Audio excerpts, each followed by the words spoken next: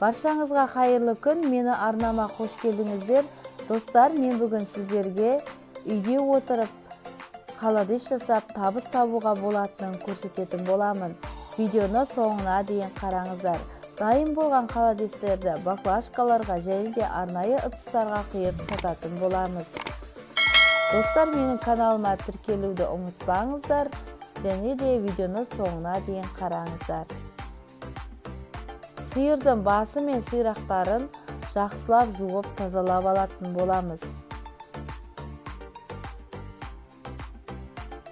Маған сиырдың басы мен сирақтарын жолдасым тазалап берді. Ендігі кезекте өзім жуып алдым. Одан соң ыдысымызға салып, оған су құйып, бір қайнататын боламыз. Бір қайнағаннан кейін көбігін алып, суымызды ауыстырамыз. Және де холодецке қосатын сәбіз, сарымсақ, пиязымды тазалап алдым.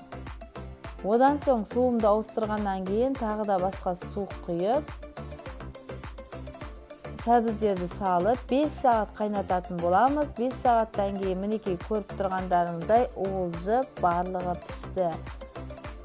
Сорпасын сүзіп алатын боламыз. Мінекей барлығын сүйектен ажыратып болғаннан кейін ет тартқыштан өткізетін боламыз. Барлығын бірдей етіп ет тартқыштан өткізіп аламыз.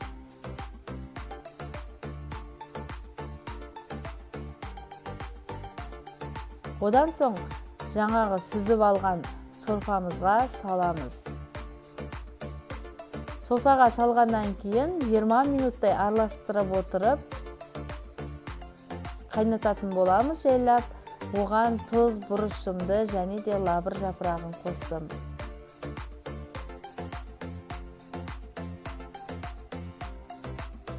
Кей адамдар сорпаны қайнатып алады да, ет тартқыштан өткізіп алған етті ыдыстарға салып, оның үстіне сорпа құятын болады. Ал бірақ маған осылайша қайнатып, 20 минуттай қайнатып алған ұнайды. Мінекей көріп тұрғандарыңыздай біздің холодецтеріміз дайын болды. Ендігі кезекте осындай кішкене ыдысымызға холодецтеріміздің барлығын құйып шықтым бірдей етіп.